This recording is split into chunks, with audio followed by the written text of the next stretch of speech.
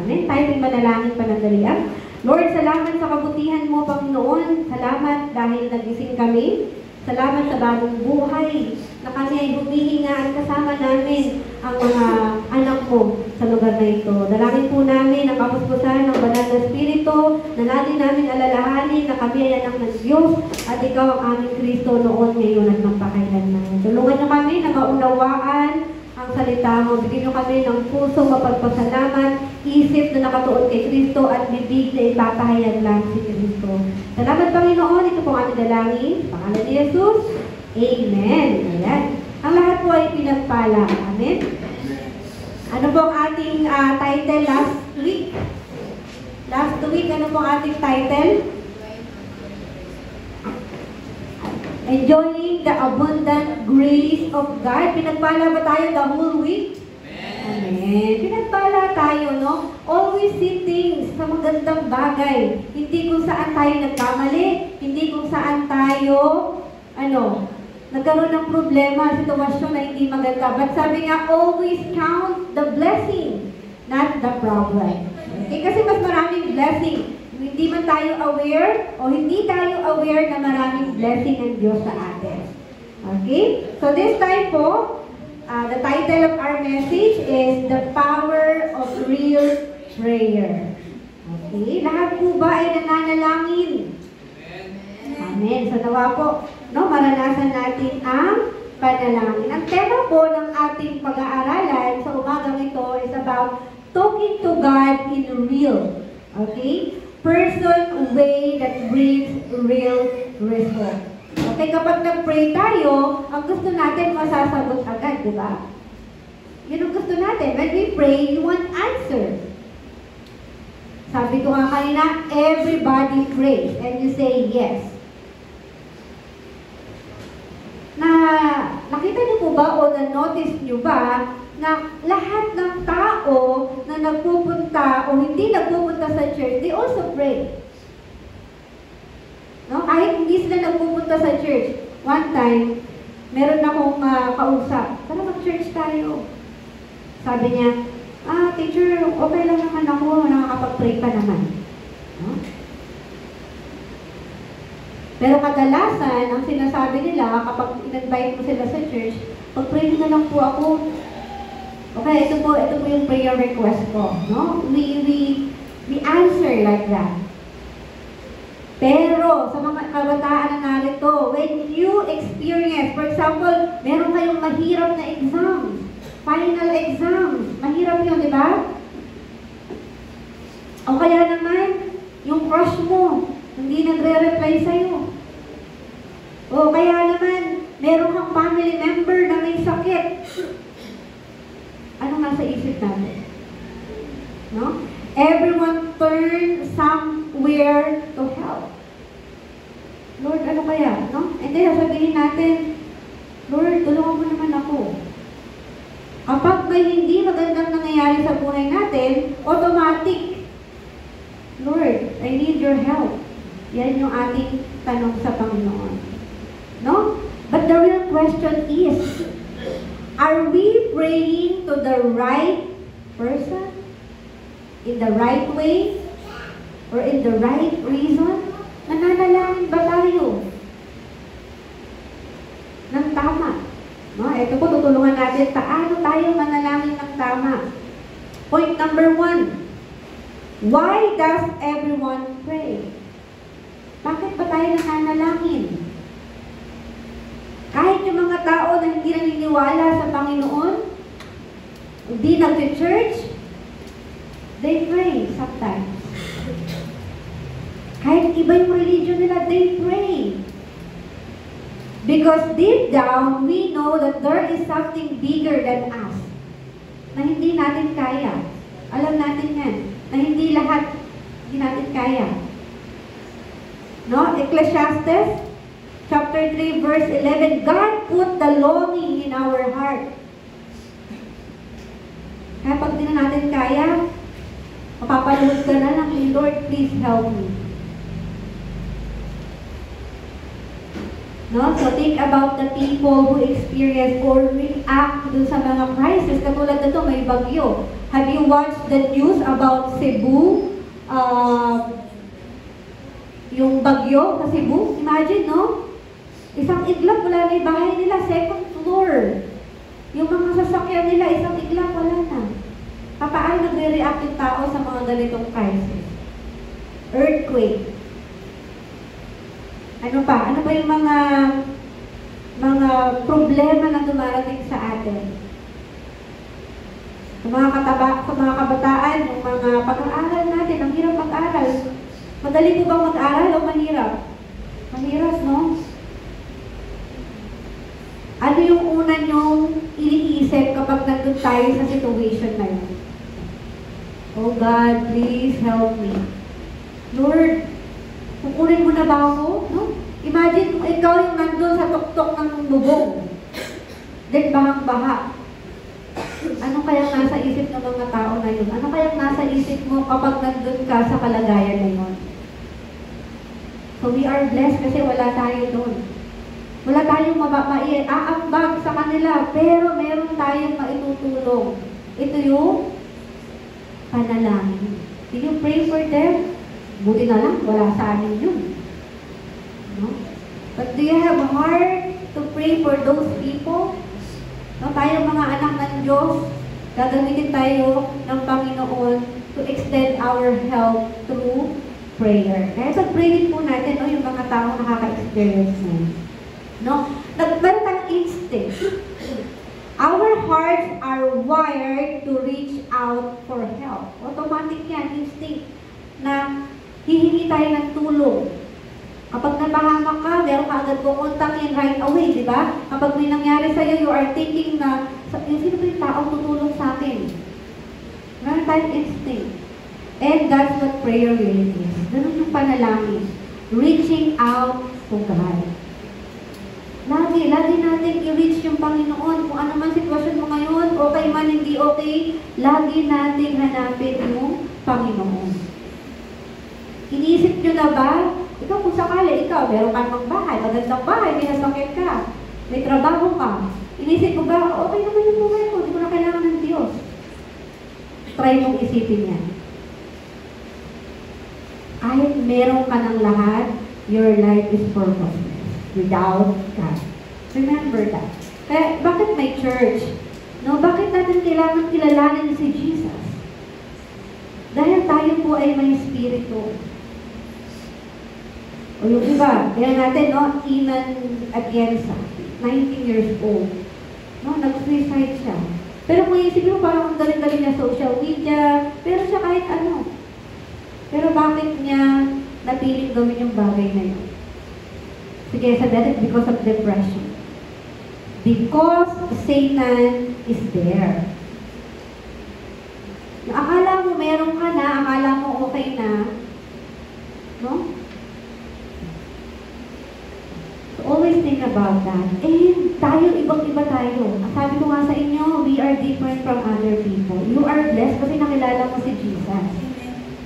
Mga kabataan, please, manalangin. Pumasok sa panalangin. Dahil kayo ay target ni Satanas. No? Kaya kami, ang prayer namin, ma-raise up ang mga kabataan with the gospel. Bakit? Kasi kayo mismo, like kung sinasabi kayo mismo, i-reach out natin yung mga kabataang katulad nyo para hindi sila ma-fall into depression, ma-fall sa mga bagay na hindi dapat nilang gawin. Pero again, channel tayo ni Satan. Maaaring kayo susubukin ng kalaban. Hanggang saan kayo mag-i-stay, hanggang saan kayo kakanta sa Panginoon. Hanggang saan kayo, no? Susubukin tayo ni Satanas. But again, kapag nandun tayo sa malalim na panalangin, we always reach out to God's presence, God's power, hindi tayo kaya palunin sa Satanas. Kaya po ngayon, gusto kong maintindihan natin, ano ba yung panalangin? Takot na takot tayong manalangin. Ayaw nating tawayo para manalangin. But again, this is the best weapon we have. Ito yung sandata natin. Isa-isayin po natin, no? Ito po, pinaka-importante. Who you're talking to matters. Yun yung kinakausap mo. Nananalangin ka, but you know where to address your prayer. Hindi lang basta nanalangin ka, Lord, salamat, may pagkain. Lord, hirap na hirap ako, bigyan mo ako ng, no? We need to understand, we need to know the content of our prayer. Praying the wrong source is like texting or calling the wrong number. Kapag tumatawag ka, wrong number, may gusto kang tanungin, makakakuha ka ba ng correct answer kapag na wrong number ka? So you cannot expect the right reply or answer from the wrong number. So we need to understand kung kanino ba tayo dapat manalangin para makatugon tayo ng kasagutan doon sa mga katanungan natin. Okay? Number 2, why some people seem to get answer without God? Ito yung sinasabi ko, no? Pag i-compare natin yung sarili natin, Lord, grabe, yung devotion ko, yung pagtulong ko sa tao, yung paniniwala ko, yung pananampalataya ko, nasa yun na. But it seems walang answer, pero siya, di naman siya nag-church, but parang lalong lumalago yung buhay niya. Yan, meron tayong ganyang ideology sometimes. We compare our life to other people. Kino-compare natin. Okay, may mga tao na sumasamba sa stage. Crystal, sand, trees, rocks, even to the universe. So, sinasamba nila yan. And sometimes, it looks like they get what they want. Then, kaya patanood kayo sa TikTok, no? Manifesting, the universe will give me this. Ayan, no? Meron tayong ganyang minamanifest natin. Ito yung universe, okay? Makinig kayo mabuti. Ito yung universe. Meron pa bang mas mataas sa universe?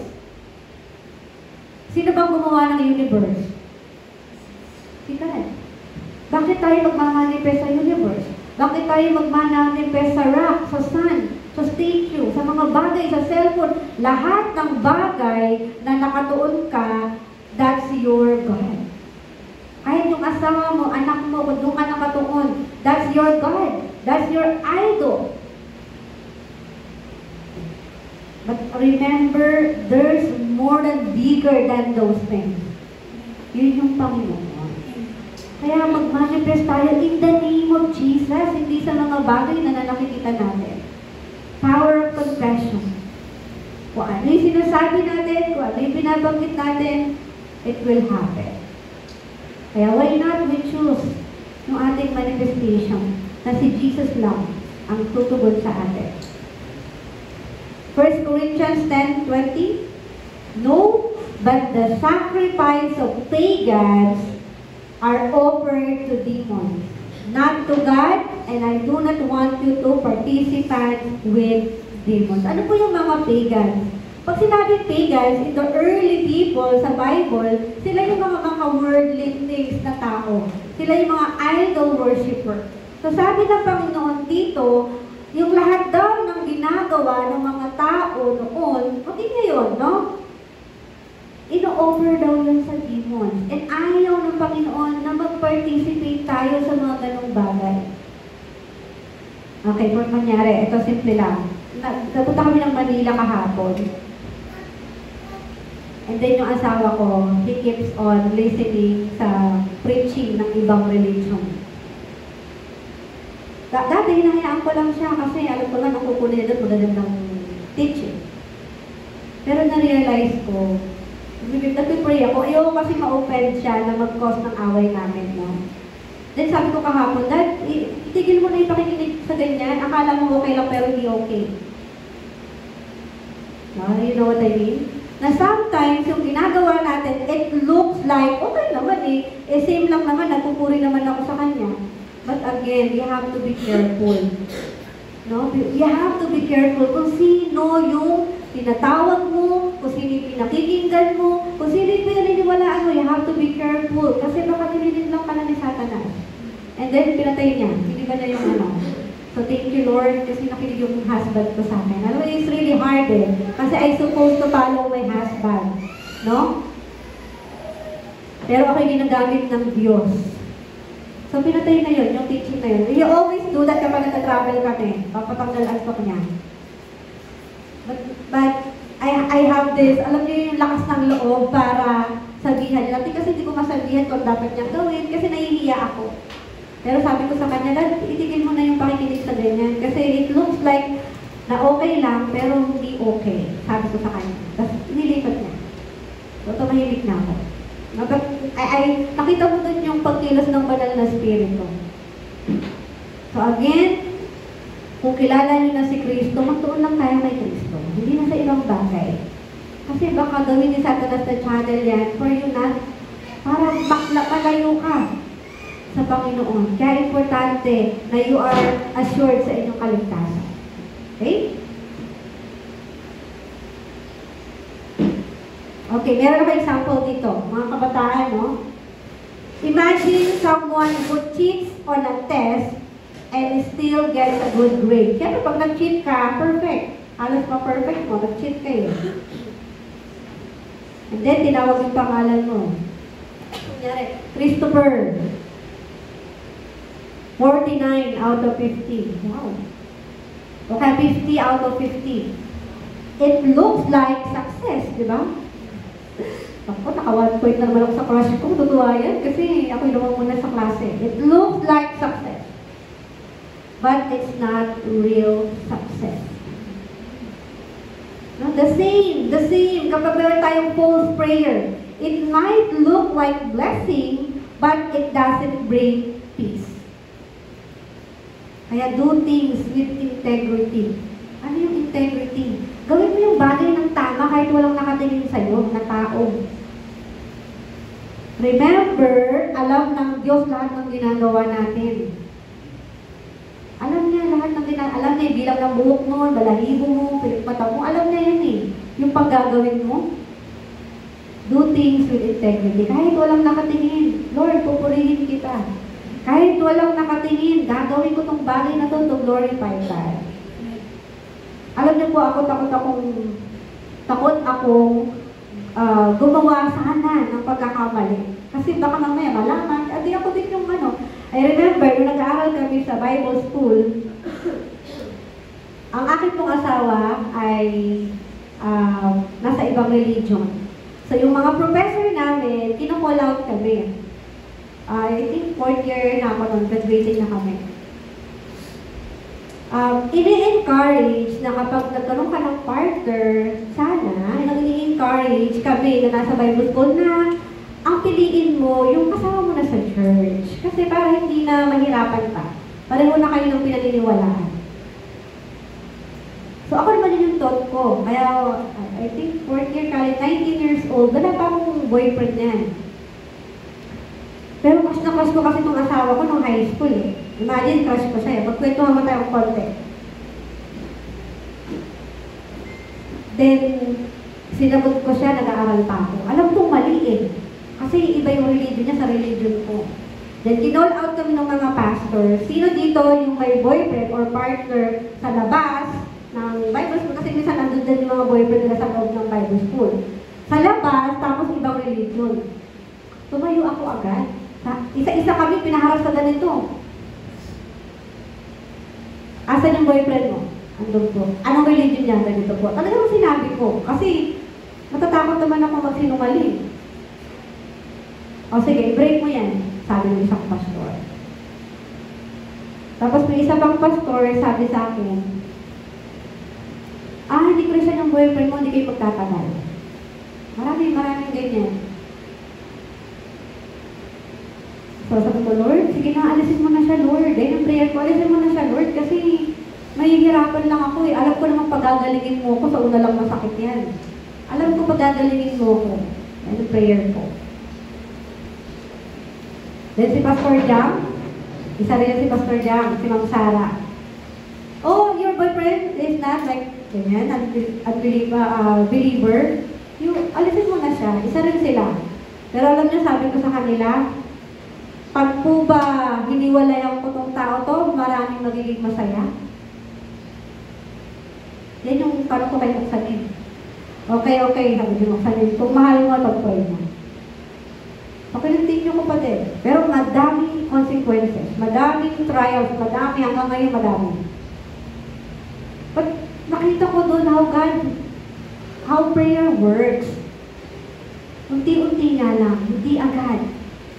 It takes 10 years kami in relationship bago kami nagpakasal. Pero ang daming challenge ng Panginoon sa akin.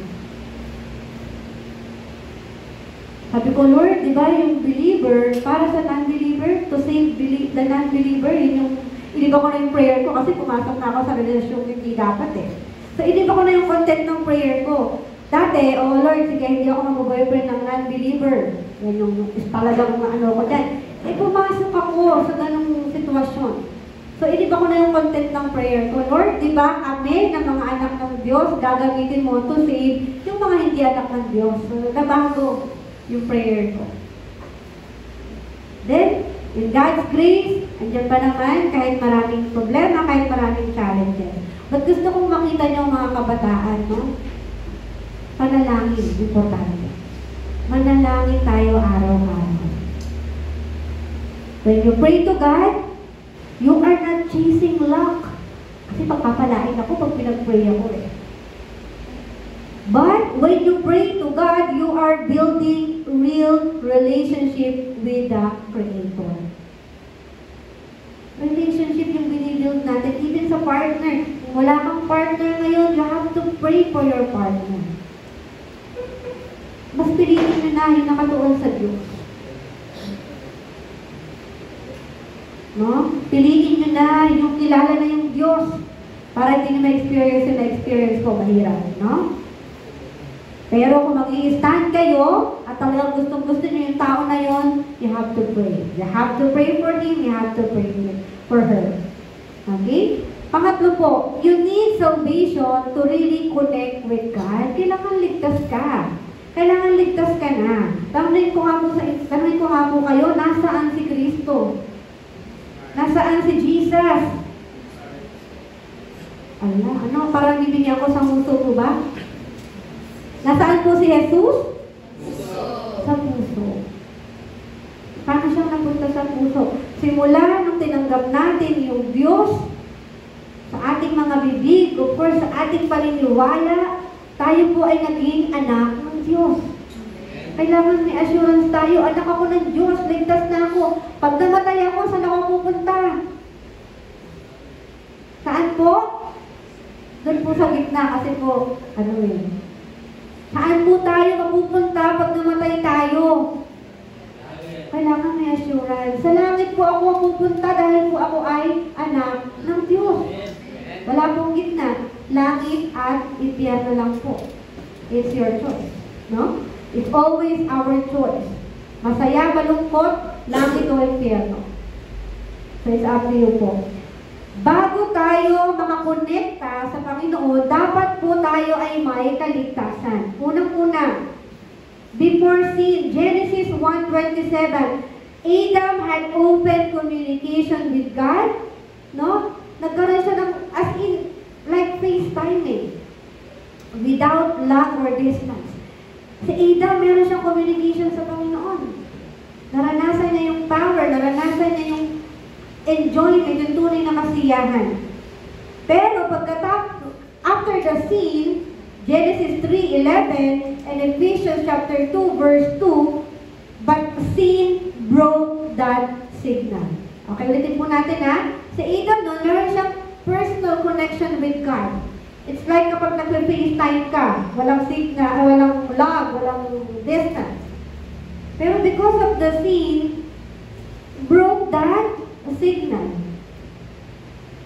Parang naputol yung connection ng Wi-Fi. Connections lost.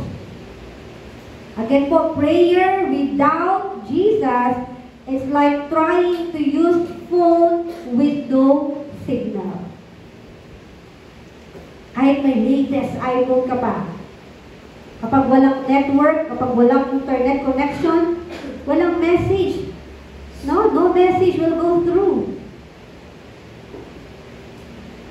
Again po, salvation through Jesus is what you connect with God. Kaya kung nag-aalaman pa lang, parang ligtas na ba ako? Kaya wala pong masama when you pray, Lord, pumasok ka sa puso ko, tulungan mo ko na maging anak ng Diyos, pwede yun. Kung hindi, wala ka pang assurance. Lord, dinaamin ko na ako po ay makasalanan, baguhin niyo po ako. Kaya hindi mo kailangan English when you pray. Kung saan ka mas komportable, manalangin ka. Kapampangan, English, Ilocano, kung saan ka. Korean, galing ka mag-Korean, mag-Korean ka mag-pray, that's okay. Kung saan ka mas komportable. Pwede ka rin mag-joke sa Lord. No, yung kung saan ka mas komportable yung salita.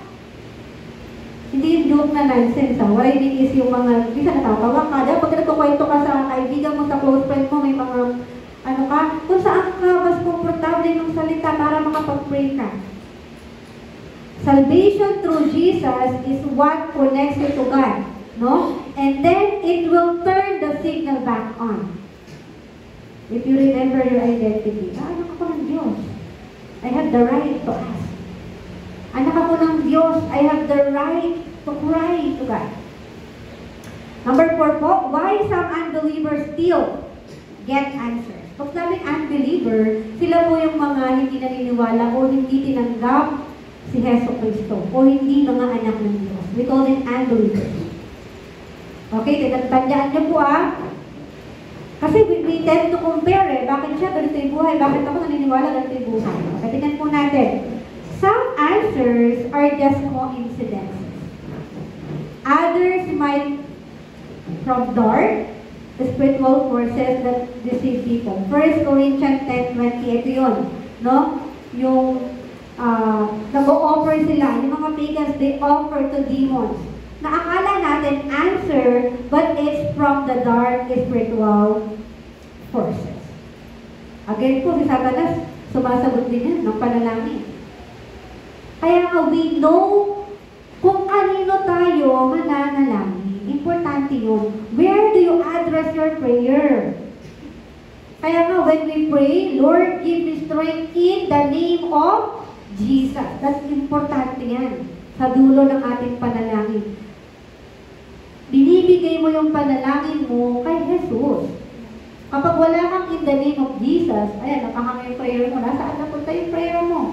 And then you are waiting for 10 years na masagot yung panalangin na yun. But you never address. Para kang gumawa ng letter na walang address na pupunta yun. Nandun lang yun sa sa office, mail office. Hindi madili-deliver. Dahil walang address. You need to address. Okay? You need to acknowledge God in your prayer. Okay, example po, no? Meron kang taking pera. Okay? It's like counterfeit money. Kapag tinignan mo siya, it looks like real. But no real value. Only God's answer bring peace, joy, and truth that lasts. Okay, example ko po, malungkot ka, and then you call a friend.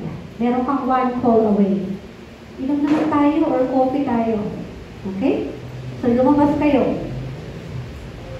Lumabas kayo, no? Chika-chika. It feels you're happy during that time. Pag-uwi mo sa bahay. Do you think, is it happy or nawala ba yung problema? Hindi po. And it's really important na magkaroon ka ng circle of friends na kilala si Jesus. Napaka-importante, you have to choose your friend. You choose your friend that prays for you. Kasi nag-open ka, it might look like nakinig siya, pero i-judge ka pala niya. Ganun din sa Panginoon. No? We need to address our prayer. Again, only God answers or bring peace, joy, and truth. That lasts. Kahit umiyak ka pa dyan, lumod ka pa dyan, sa kaibigan mo, it will fade away. Walang peace, walang totoo. Only God. Kaya napaka-importante when you're alone. What are you doing when you're alone? Nagpe-Facebook tayo, nagpe-TikTok tayo. Saan natin inuubos yung oras natin when we are alone? No? So if you really need peace, if you want joy, if you want truth, connect with God.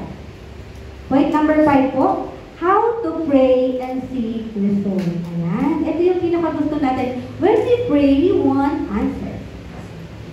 Okay. Let's talk about what real prayer looks like. And how you can grow in it. Unang-una po, number 1, be willing to follow God's will. Ano ba yung will ng Lord? Ang will ng Lord, maging masaya ka. Ang will ng Lord, makapasok ka pa sa panalangin. Ang will ng Lord, magkaroon ka ng peace and joy. That's the kingdom of God. John chapter 7, verse 17. If you are praying, of course, God help, praying for exam, anong magiging sagot ng Lord? Of course, God will help you pass the exam. Okay, for example na lang, nag-pray ka, Lord, sana makapasa ako sa exam, pero hindi ka naman nag-review. Lord, ano ba yan? Hindi ako nakapasa. Sinisipan natin yung Diyos.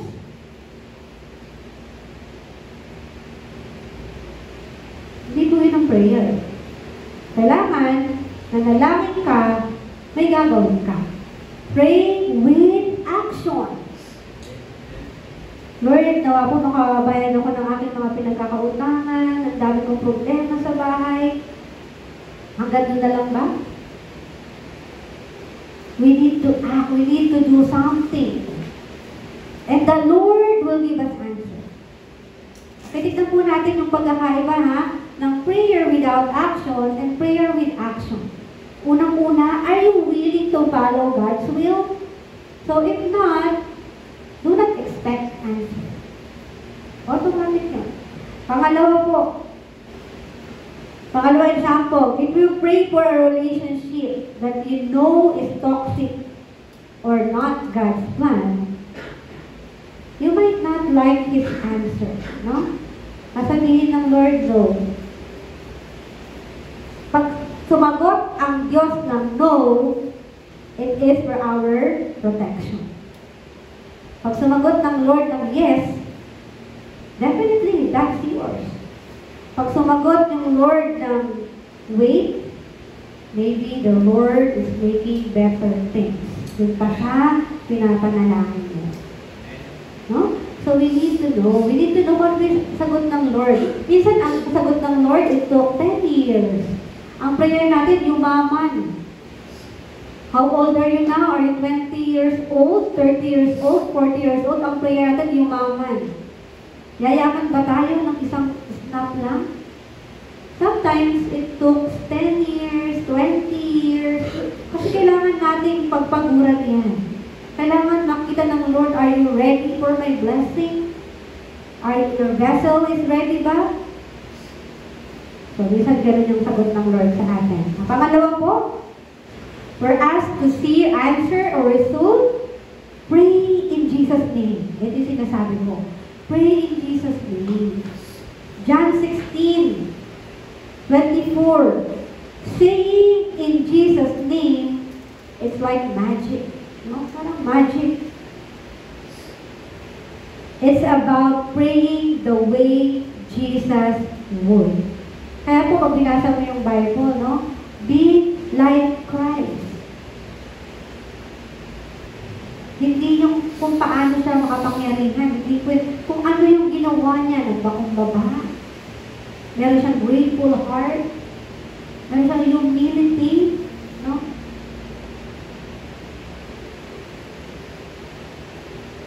God, I trust you. Kaya kapag nanalangin ka, may trust eh.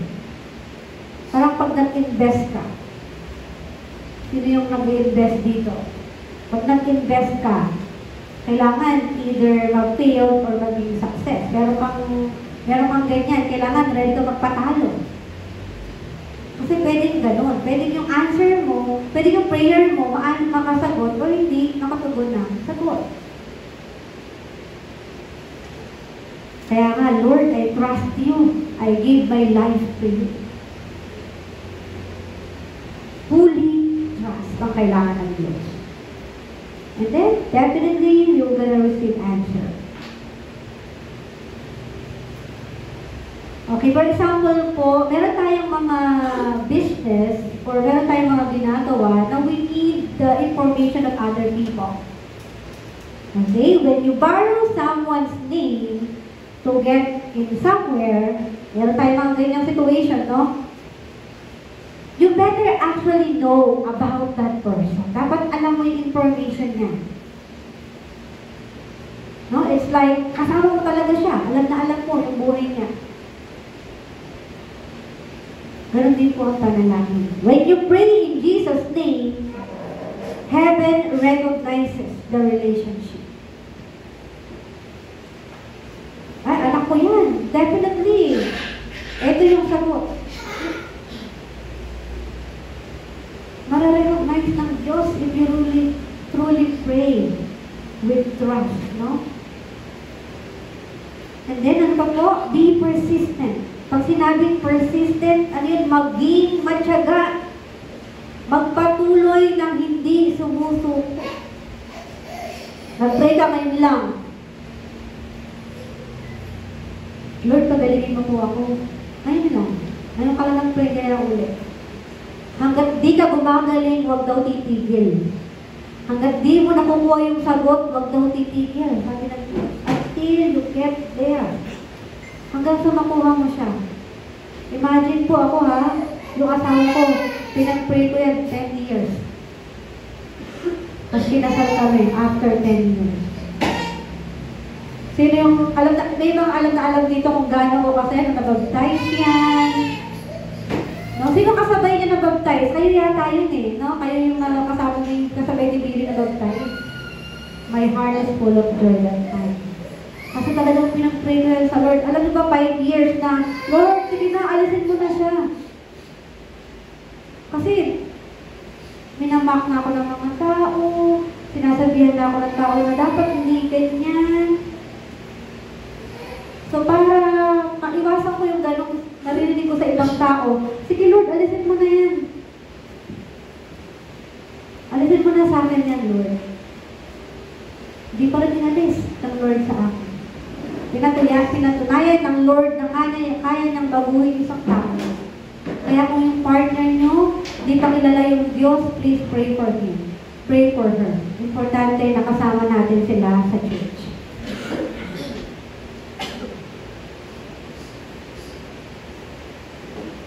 No? Huwag tayong titigil. Manalangin. Luke 11, 5-12. Jesus told the story of a man who kept knocking. No? Talagang hindi na pag-itigil ng pagkato. Until his friend opened the door.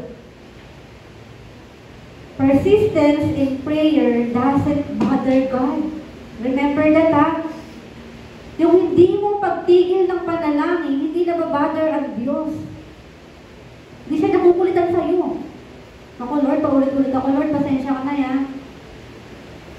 Again po, yung persistence in prayer doesn't bother God. Yun yung gusto ng Lord. Aba, talaga, makulit tong anak ko. Bibili ko na yung sagot sa kanya. Do not give up. Okay? We need to build faith. We need to build faith.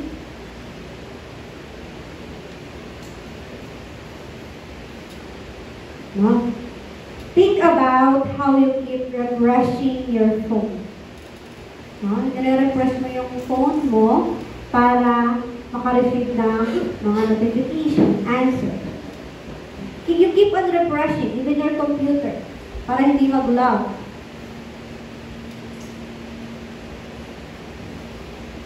You don't give up kasi you are believing that it's coming. The message will come. That's how you should pray.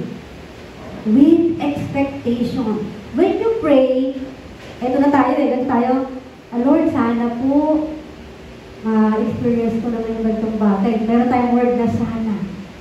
So may doubt na doon. Kaya po napaka-importante, when we pray, claim it. I-claim na natin, Lord, sa akin yan Pag nagliligaw ka, friend, akin ang nakapulay Minsan ganyan tayo, no? Akin yung nakasalamin, yung black beauty, long hair. Akin yan. Diba? Ina-assure mo na sa'yo yan.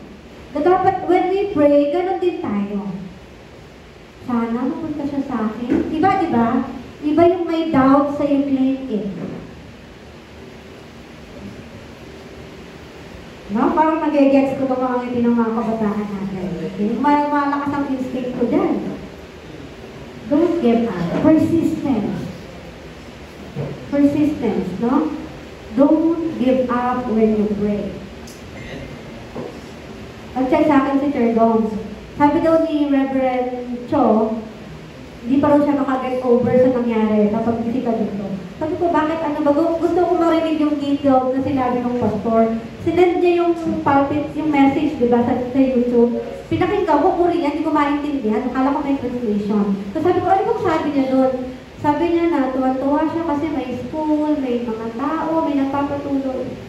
Tapos ang reply ko sa kanya, no, nakakaiyak balikan yung dati na nawala, tapos umuusbong ulit tayo ngayon.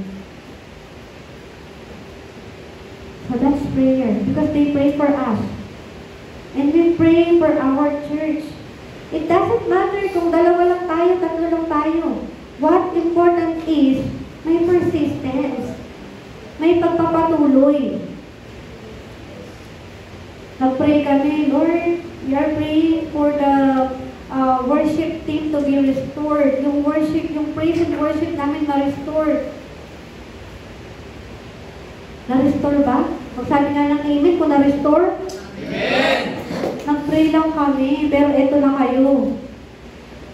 That's prayer words. Akala mo, it looks like walang sagot. Meron, may sagot. Kaya kayo na tumatayo dito, always pray. Lord, pag tumayo ako, pag nakita nila ako dito sa harapan, makita nila na you are working sa buhay ko. Laging ganon. Na lahat ng gagawin mo, hindi dahil pogi ka, hindi dahil maganda ka, hindi dahil maganda yung suot mo. Tumatayo ka sa harapan kasi pinagpapala ka ng Diyos.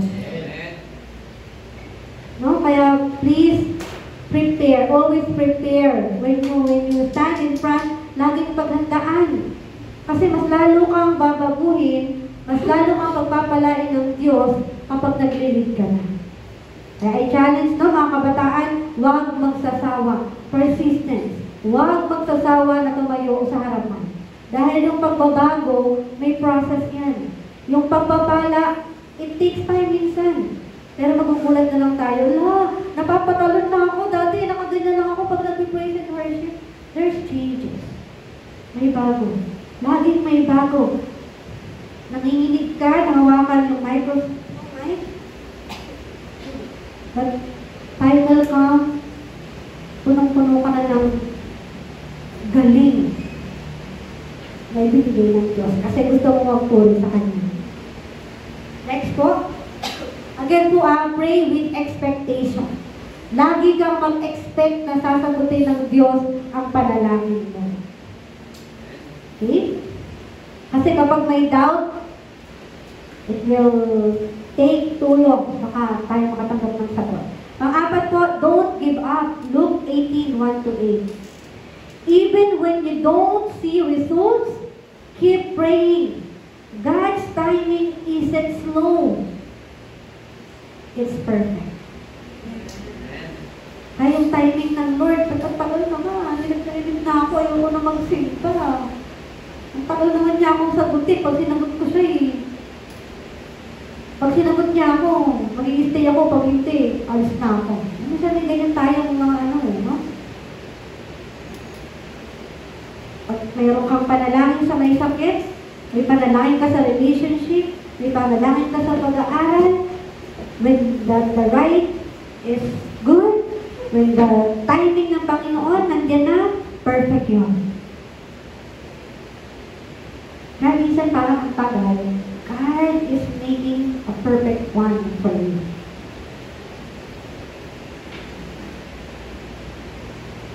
Para ka nagtatanim. Pag nagtanim ka, bubukalin mo ba ng bubukalin araw-araw? I-check mo kung may may ugat na, malalim na yung ugat. Hindi, di ba? Didiligan mo, lalagay mo sa magandang sikat ng araw. Prayer is the same. Plant it in faith and let God grow in His time. Kaya po may panalangin sinasagot agad, may panalangin hindi para sa iyo, may panalangin kailangan natin maghintay. Number 5 po, stay peaceful. Do you have peace? Philippians chapter 4, verse 6 to 7. Instead of worrying, talk to God. Prayer isn't just about asking. It's about exchanging your anxiety for His peace. Kaya kapag problemado ka, huwag ka agad iinom. Baka mas lalo bang mapahamak. Pag problema ka, manalangin ka muna. No? Pag may problema, manalangin muna tayo. Pero tayo, siyempre tao tayo eh. Normal lang na agad. Ito yung nangyari sa akin, agad na voice out natin. Especially ako, ganun ako. Very, vocal ako sa may problem. No, stay peaceful. Kailangan meron tayong peace kasi lang tayo ng Diyos. Nakakatulog pa po ba ng sapat? Nakakatulog pa po ba ng maayos? No, kasi kung hindi na, wala tayong peace. So we need to pray. Kaya, teacher, ano po ba yung dapat mo ipag-pray? Ano ba yung laman ng prayer? Kung pag ba nag-pray ako, ano ba? Kung ano na experience mo, yun na ipag-pray mo.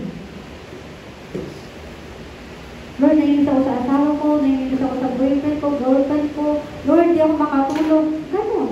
Kung ano yung nangyayari sa'yo, that's the content of prayer. Hindi kailangan lumuhod ka ba ng todo-todo. Depende. Kung saan ka mas komportable. No?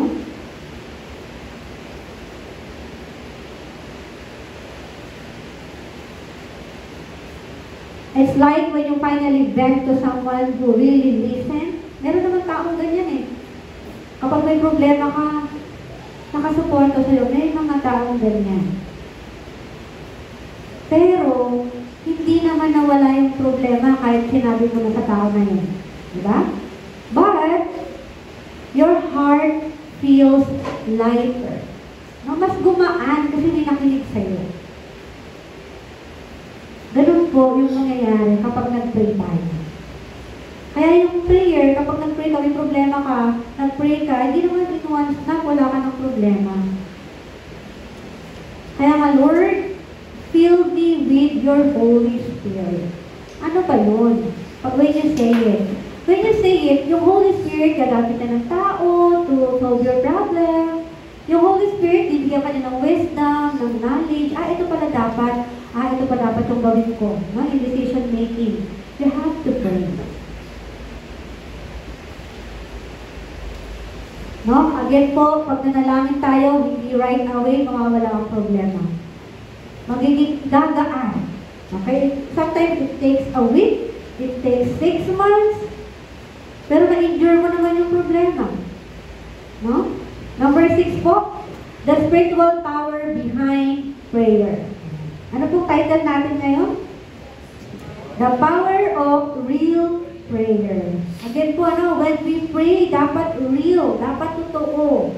Para we see results, we see answers. Number 6 po, the spiritual power behind our prayer. Una po, the Holy Spirit helps you. Kasi sinasabi ko, sino po yung nasa puso natin? Si Jesus Christ. The Holy Spirit is with us. Luke 11:13.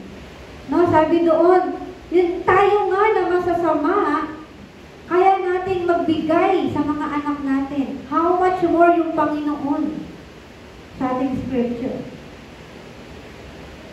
Sometimes, you don't even know what to say. You just feel heavy. Sobrang bigat. Na parang wala, parang layo mo na sa Panginoon. Umiyak ka na lang and then you pray.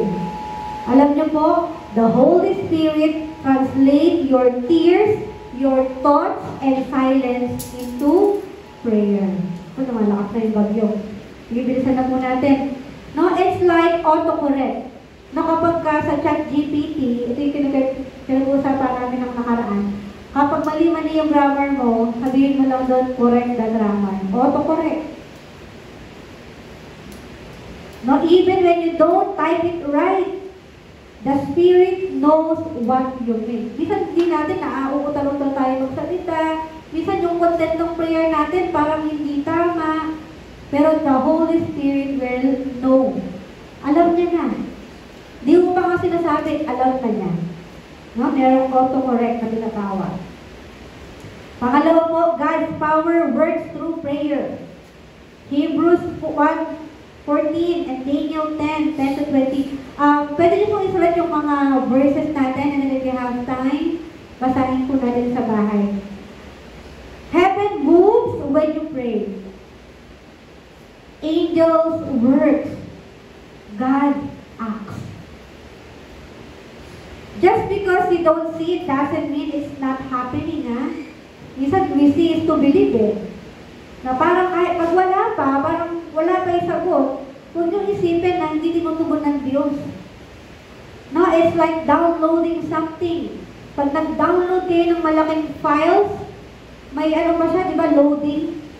No? The progress bar looks still in the background. May loading. Huwag mo i-cancel kasi akala mo hindi nag-download. Huwag mong i-cancel. Don't cancel your prayer. Download too early. Wala na siguro kung pag-asa. Sige lang mo na. Katulad sa pagliligaw. Baka wala ng pag-asa, hanap tayo ulit ng bago. Yung mabilisan lang nasasagot. When you are looking for a relationship or partner, ang isipin nyo na yung pang long term. Huwag yung pang sa panandalian lang, no?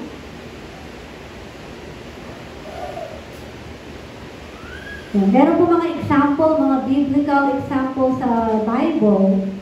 No? Sila Abraham. Si Abraham, nag-pray siya for family and for others. Sinagot ng Panginoon.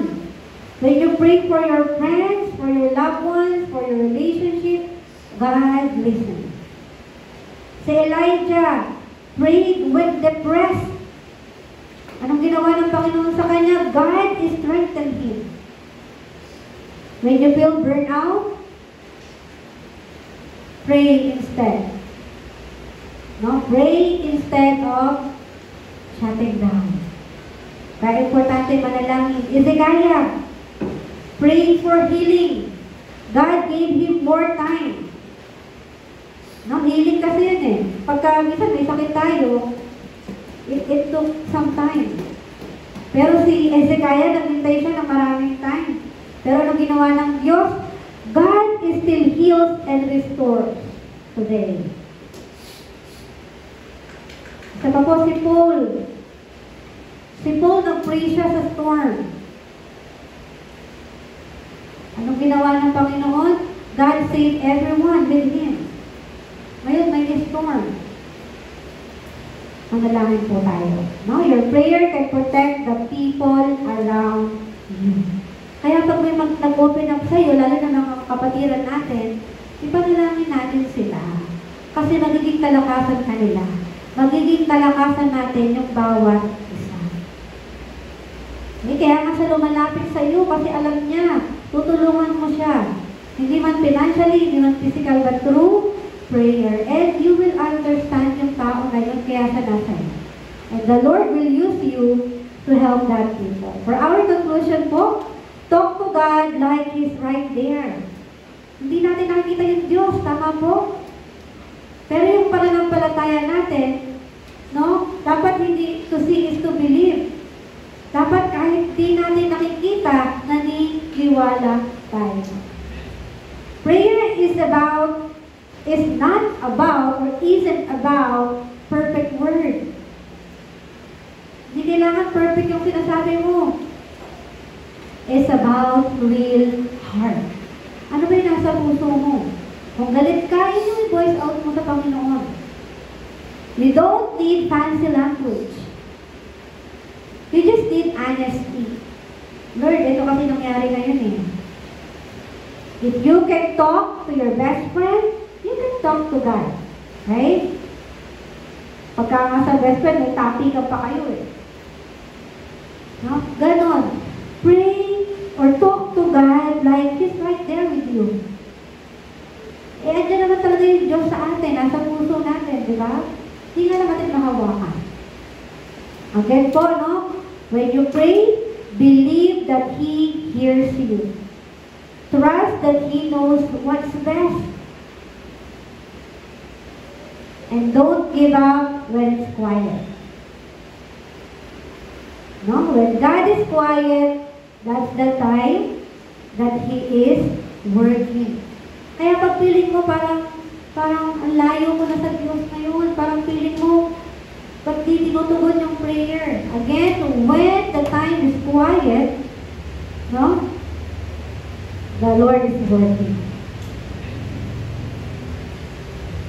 Kaya po, Luke 11:13, ano bang sabi sa scripture natin? If you, being a human, know how to give good gifts to your children, tayo, no? Tinutukoy dito. How much more will your Father in heaven give the Holy Spirit to those who ask Him? I-meditate natin itong scripture natin. Kaya mo nga magbigay ng magandang regalo sa girlfriend mo, sa anak mo. How much more yung Lord? Ibibigay niya lahat sa iyo. When you ask for the Holy Spirit, ibibigay ng Diyos niya. Okay? Knock and the door will open. Seek. No, we never seek the Lord. Kaya po, no, sa mga kabataan, do not just scroll when you are stressed. Manalangin. Manalangin when we are stressed. Don't just pause when you are hurt. Kapag nasasaktan ka, enter again into prayer. Don't just dream. Pray about your goals. Gusto ko, Lord, isang magaling na presider. Gusto ko po, Lord, isang magaling na praise leader. Yan yung mga content na gusto ng Lord. Lord, gusto ko po maging isang magaling na preacher. No? Lord, gusto ko isang magaling na musician. Magaling tumugtog. Huwag lang daw tayong mag-dream. We need to pray for our goal. God wants to be your first call, not your last option. Huwag natin gawin last option ng Lord. Sige ba, Lord, natry ko pa to. Eh, hindi na nga para sa atin eh.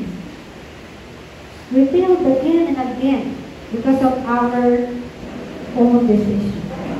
Sabi ng Panginoon, dapat siya yung unahin natin. Huwag yung last option. Amen. Pinagpapala ko po kayo sa pangalan ni Jesus. Tawa po makapasok tayo sa panalangin. Tunay na panalangin. Unang-una, remember your identity. Ako ay anak ng Diyos. Sabihin mo nga, ako ay anak ng Diyos. Yun pa lang, content na ng prayer. Lord, salamat, ginawa mo akong anak ng Diyos. Then, ask what you want to God. Then, sasagutin na Panginoon. Amen? Tayo po'y manalangin. Hallelujah, Jesus. Hallelujah. Lord, salamat, Panginoon, sa kabutihan mo. Salamat dahil tinuturuan mo kami kung anong dapat namin gawin. Unang-una, Panginoon, salamat dahil meron kami kaligtasan. Kaligtasan sa kasalanan, kalungkutan, Panginoon. Salamat dahil dinalis mo kami from darkness. Dinala mo kami sa light, Panginoon. Tunay nga na maranasan namin yung kapuspusan ng iyong banal na Espiritu. Maranasan namin yung power ng panalangin. Maranasan namin yung working of the Holy Spirit na we can able to decide, we can able to have our goal, Panginoon. inside the prayer. Lord, sa mga oras ko, Panginoon, nakakaranas po kami ng bagyo. Dalangin po namin na pahupain mo po at walang maapektuhan ng malala, Panginoon. Naniniwala kami na ang lahat ng nangyayari ay plano mo at meron kang tinuturo sa amin. But Lord, tulungan mo kami makapasok sa panalangin. Especially yung lugar na talagang hindi nakakaranas, Panginoon, ng malalang pagbaha. Lord, protect them. Sinabi mo sa iyong salita, Panginoon, na pag naniwala kami sa iyo, hindi mo kami pababayaan. Kaya Lord, protect us. Alisin niyo po yung malakas na bagyo, malakas na hangin para masira ang aming lugar.